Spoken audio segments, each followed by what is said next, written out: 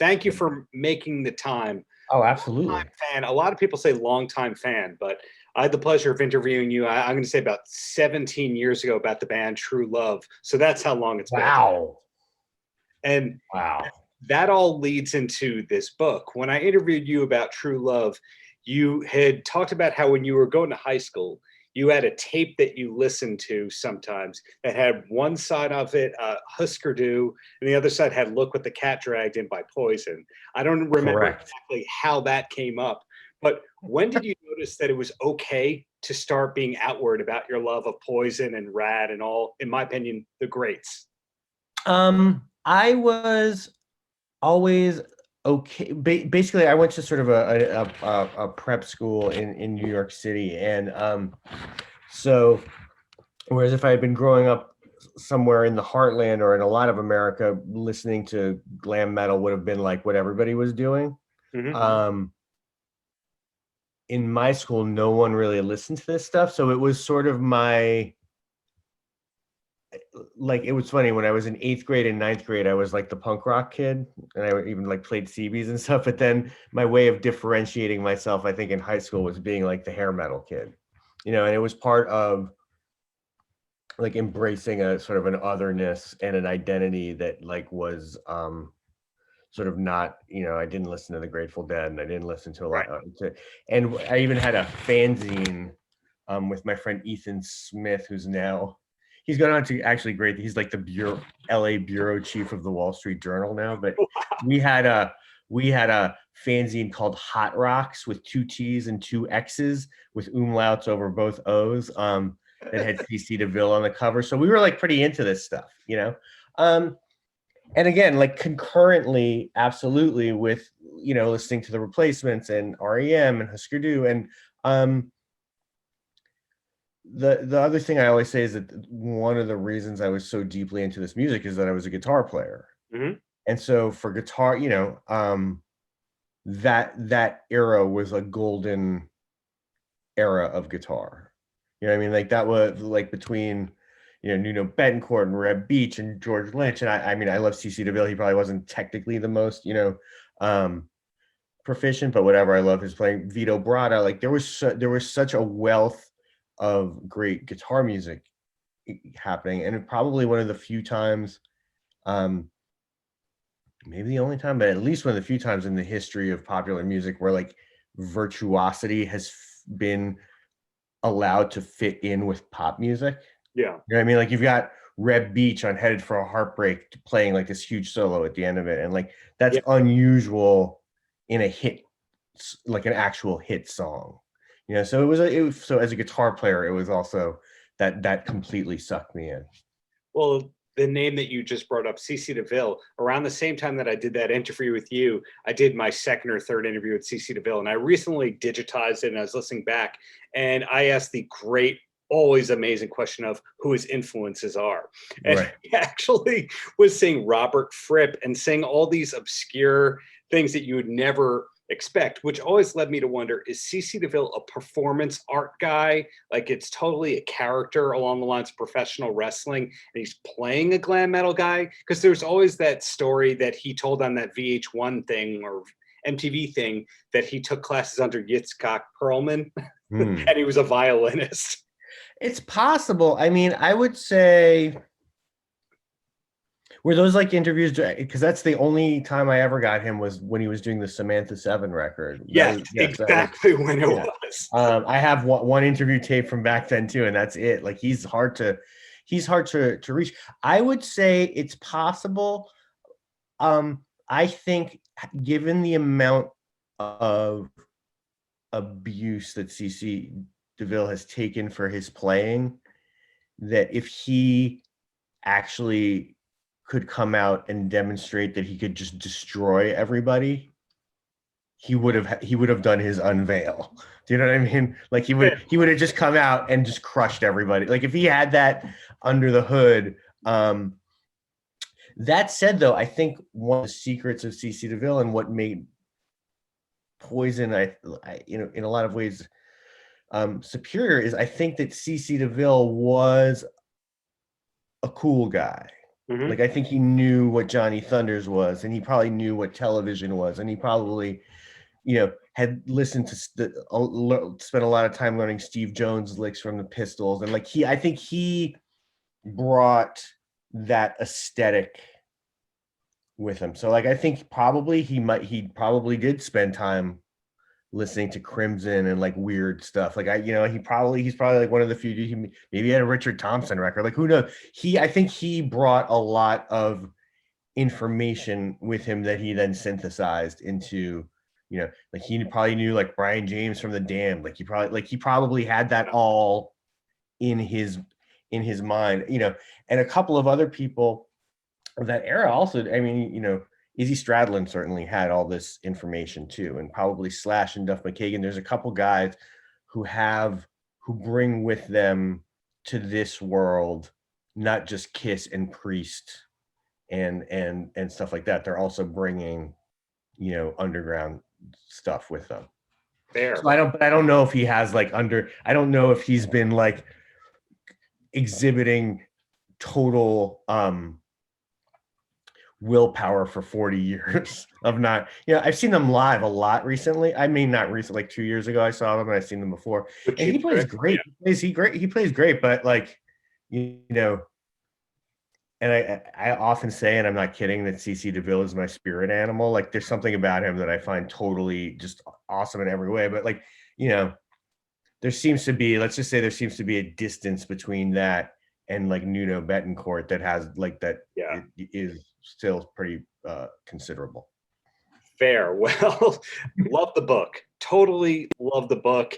It is exactly the kind of book I needed. The dedication that you have to your wife in there about listening to Hair Nation kind of happens at home here. I every now and then get that, more David Lee Roth, you kind of get that. And the book opens with Van Halen, and within 15 pages, I think there's information that people who are Van Halen diehards may not have known. Like, was it the name Daddy Longlegs was almost the band name? Yes, that was the name that Gene Simmons wanted to turn Van Halen into. Like, he says in there too, I think it's in that he had like a whole drawing done, or maybe Michael Anthony from Van Halen had a whole drawing done for the logo of Daddy Longlegs, which was like a spider with a top hat and like boots on each foot.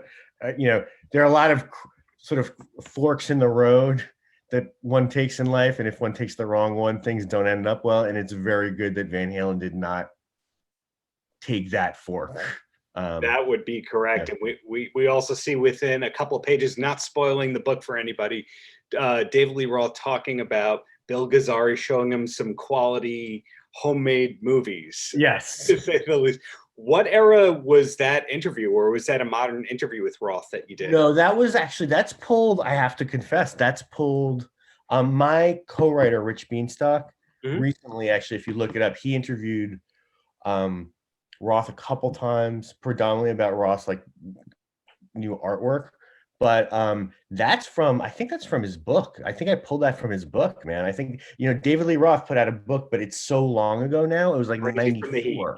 Yeah, it's amazing. But like, it's not like it's been around, so it's like that, and we needed a couple quotes from him.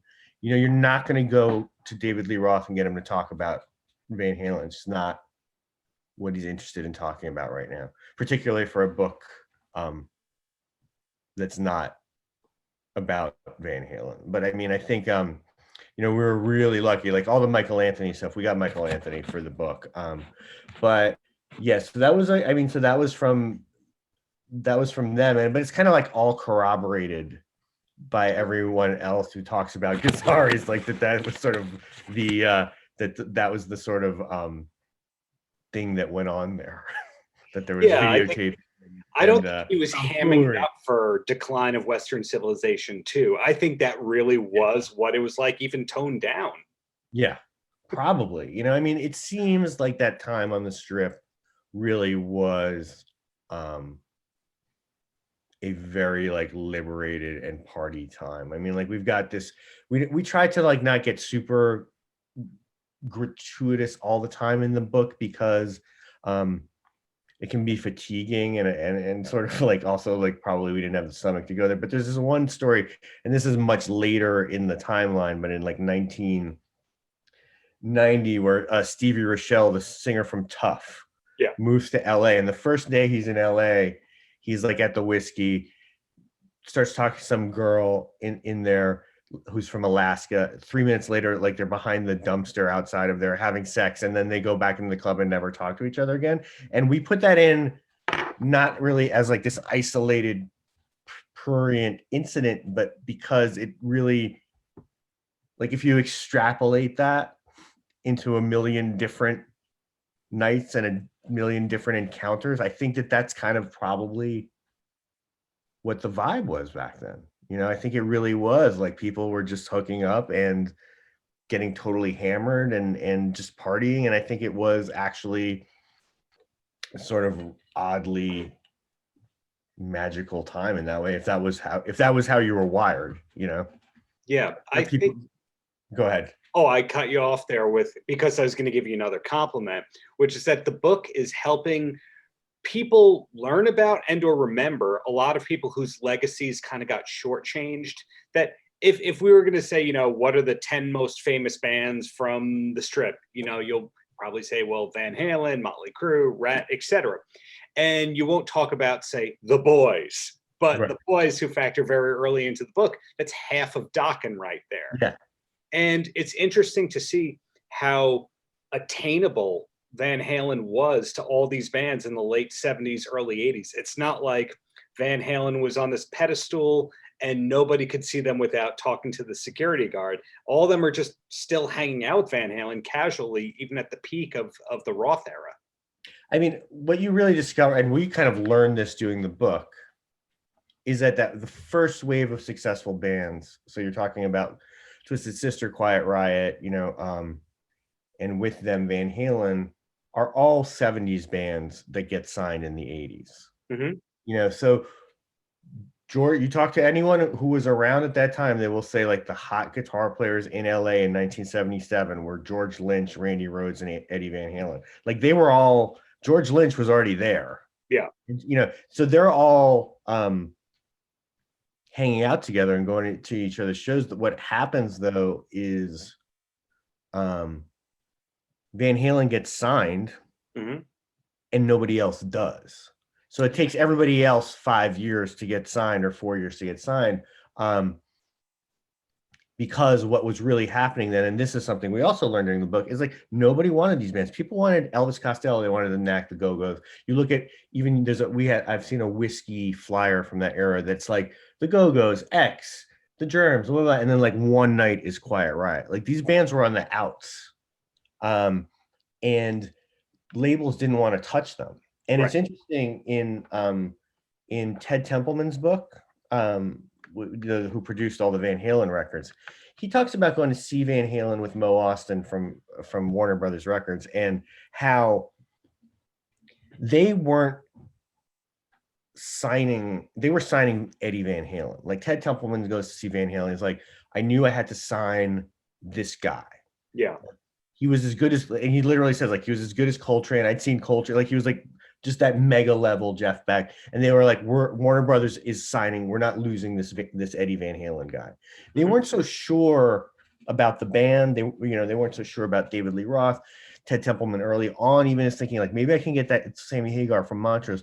The point being that when Warner Brothers signs Van Halen, they're signing like this great instrumentalist, and then the band happens to create the template for this whole music, but they weren't looking for bands like that. So all these other bands suddenly are like, wait, Van Halen got signed, why aren't we getting signed? Like the Boys, you know, like the guys in, you know, London, right. And they're just like, why aren't we getting signed too? Look, Van Halen's selling records. And it's because really Van Halen weren't signed as part of this movement, even though they're ground zero for it. They're like an outlier that happens to have this effect. But like, you know, all those other guys were around back then. Like they, you know, and same with Twisted Sister on the East Coast.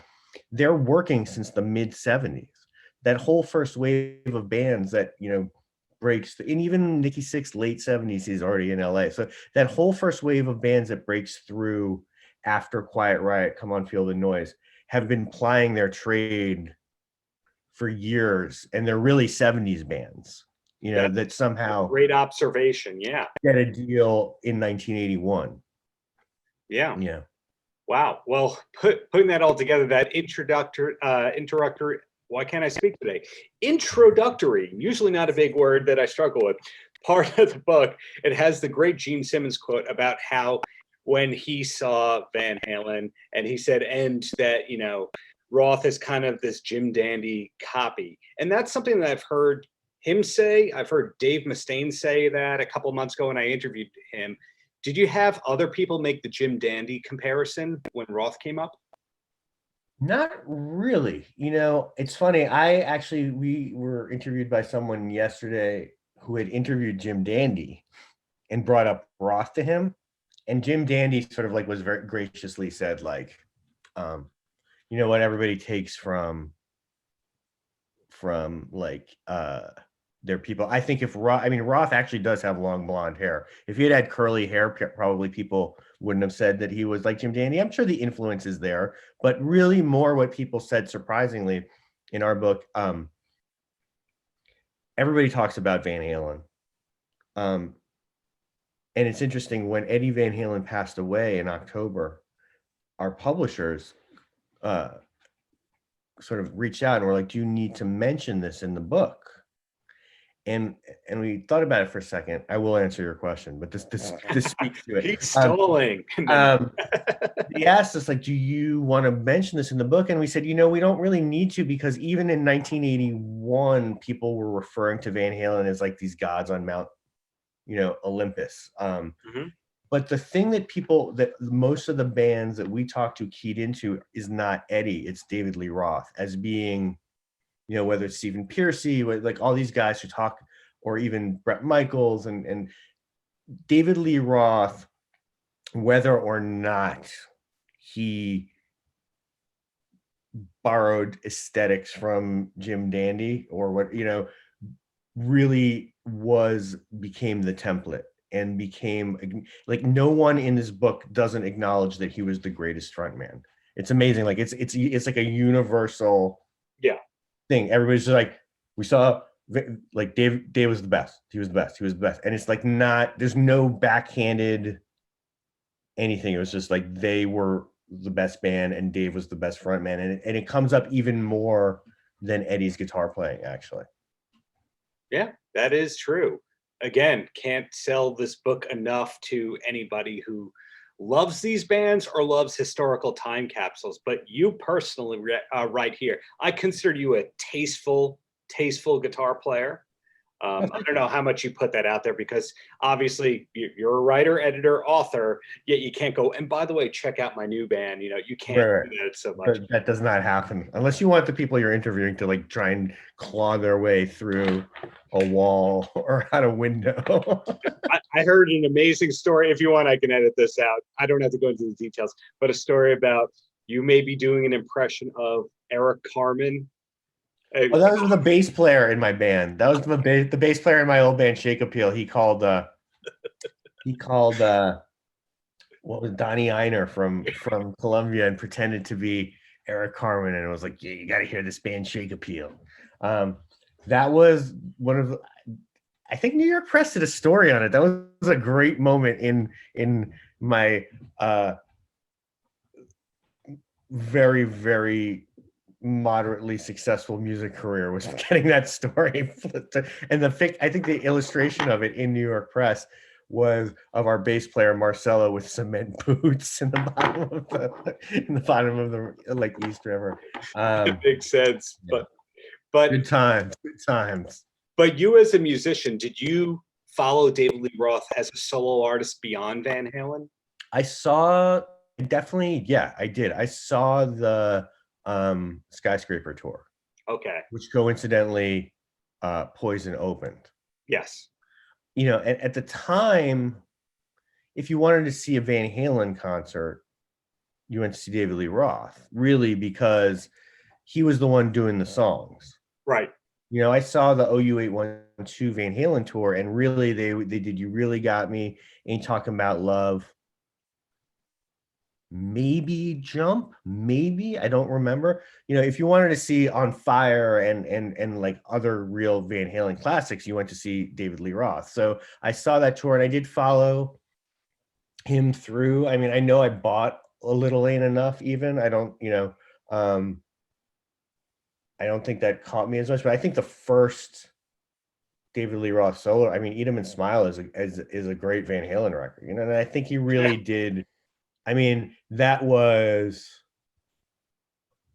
and it's produced by Ted Templeman, so like there really is a lot of common, you know, the DNA is all there, but like, I mean, he put together, like, if that was a tough task, like I've got to put together a band that like can really live up to this like legacy, and I think he did it. Yeah. So I did follow Roth through his solo career, and I bought the records, and I remember, I mean, that Skyscraper tour was great. You know, that was a really good show. And Poison were great as an opening band as well. I remember, I mean, I was a fan, but like especially at that time, like Poison in a 45-minute burst, was the ultimate like delivery format for them, because I saw them headline as well, where they were all doing solos and stuff like that. Yes. And it wasn't like as tight. Like Poison as an opening, like the main support band just coming out and blasting for 45 minutes when they had all these hits, you know, already, was like, whoa, that was really good. It all comes back to Poison, for better and for worse. No, you mentioned before getting to interview CC in the Samantha 7 era, which I also did. I also got to interview Roth in that era because he was talking to everybody. Did you get a 2003, 2004 Roth interview? I never interviewed Roth. You know, I've interviewed Eddie a couple times. I've been to 5150 and done all that, but I actually honestly would have been so terrified to interview Roth, only because I would, unless I had gotten an assignment that was like, you can interview Roth and we'll print whatever he talks about. But like, if not, like I did the thought of trying to, and I do think nobody's probably ever tested. Maybe they have. I think like probably David Lee Roth has like a 162 IQ. Like that dude is like wickedly smart, but he's trying to keep him on track. Yeah. Like if you wanted to get an assignment to be like, I would like David Lee Roth to pick his 10 favorite all-time records. There's zero chance that you're getting on the phone with him. Even if it was like, can he pick his 3 favorite records? You will not get you will be on the phone for 80 minutes, but I don't think you're going to get those answers. You'll probably get something else amazing about like, some kind of music that's only in this small part of the rainforest and this, that, the other, but you're not going to get what you came for. So I was always afraid to interview him because like, I don't know if I wasn't like, I wanted to talk to him, but I didn't know if I could deliver what an editor wanted from it. Yes, good answer. Good answer. I think I'm going to put out the audio of that in the next couple of months. I was a terrible 22-year-old interviewer, but anyway, but my last, before I ask my last question for you, Hearing Aid. Has there been a better charity all-star recording ever than Hearing Aid? Oh, wow. We didn't get into that in the book, oddly, because I don't know why we didn't. We had to pick something. Like I think it would have been that or the Russia thing, and we went Russia. Yeah. Hearing Aid is pretty awesome, and like the visuals of the video is just like the best, yes. Absolutely. Because it's also weird seeing people like in a mildly dressed down context. I remember at the time not being fully prepared to not see these guys in full warrior mode. Like I think it unbalanced me a little bit. So yeah, I mean, there's this other one that you need to research, which is like all the Swedish. There's a bunch of Swedish. Oh yeah, with Joey Templeman. That maybe, huh? with Joey Yeah, Tan from Europe. that might be the greatest. That might be the greatest. Yeah. Like hair metal group charity thing of all time. What is that called? That is like that lend a helping hand. Lend a helping hand. That is fully epic as well. You know, it's funny. It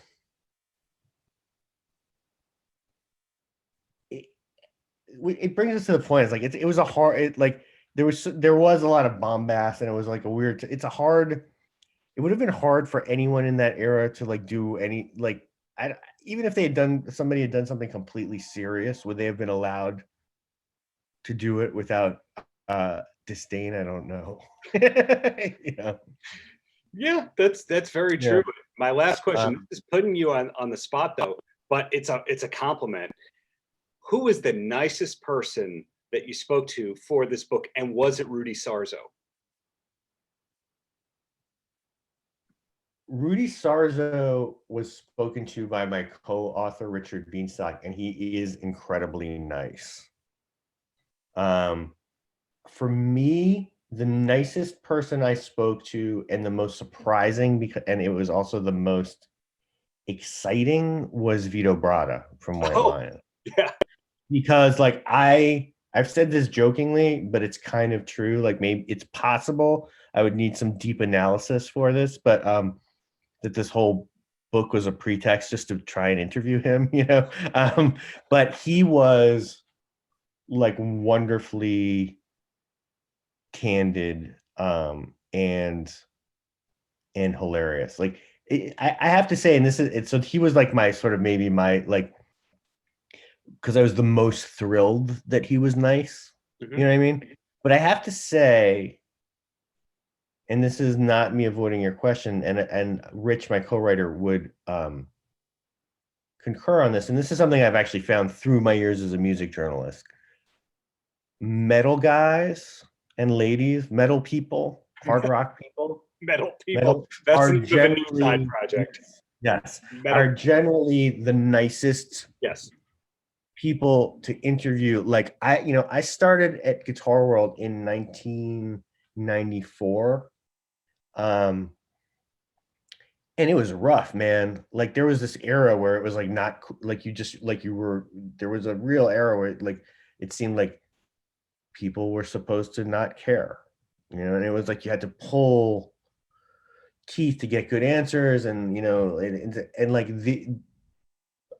everyone we spoke to for this book was incredibly gracious and nice, and particularly once they realized that like we were not going to ask them the 5 questions that they always get asked, and that we weren't dismissive, that we were fans, that we were really serious about putting something together.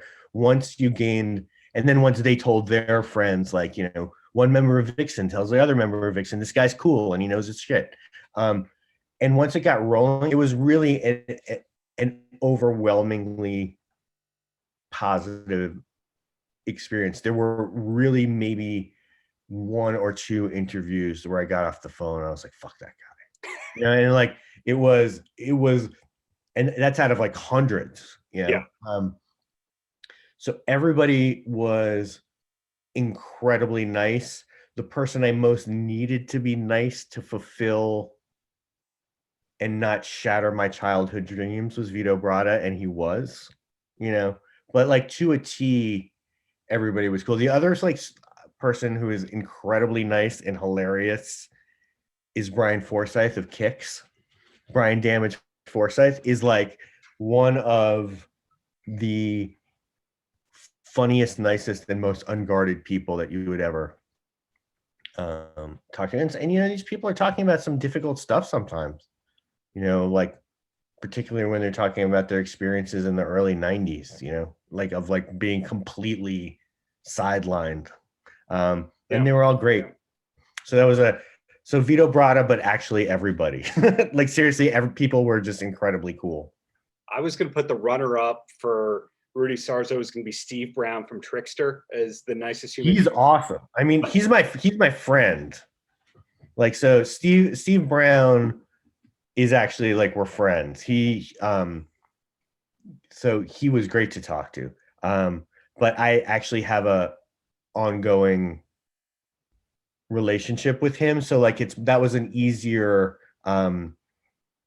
He's awesome. He's hilarious. He's another one who's just like very clear-eyed and he's like, we made our second record and I could have made it for $150,000, but I wanted to make a big boy record, and he knows that like and he'll be like, we spent way too much money. He's very clear-eyed and not bitter and just like an awesome all-around dude.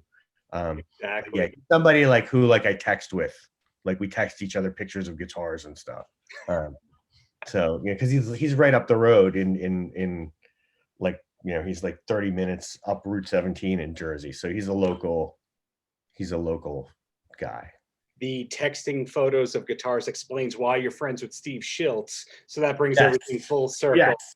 Yes, that is basically what I do most of the time. Like, especially when I'm supposed to be working on a book, is like I'm looking at guitars online or texting. Yeah.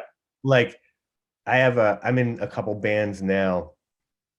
With the comedian Dave Hill. So I'm in Witch Taint with him, like this comedy black metal band. Yes. As Tomai Guillotine, and I'm also in the band Painted Doll with him. They're both on TP Records, and I produced the Painted Doll record. Blah blah blah. But literally, what we do to each other all day is like I'll find a guitar online and I'll text him and be like, "Dude, should I get this?" And we both always just answer to the other one, like, do it, buy the guitar. And we just try and like make each other buy guitars that we don't need. And I tell all my friends, if you ever ask me if you should buy something, I will do it because I need you to buy guitars to like exculpate me from doing so. But there's a lot of guitar texting. Well, it could be worse, I'm sure. It could be much worse, but I think that makes anything related to this book research, therefore a tax write-off. So congratulations for the smartest move you could ever have made as a guitar collector. So it's true. So thank you so much for your time, Tom. Looking forward to the new music and all that, and just keep up the greatness there. Thank you, and likewise, thank you so much for taking interest now and at the dawn of time. Exactly. Nothing but a good time is the book. Thank you so much, Tom. Thank you. Paltrocast.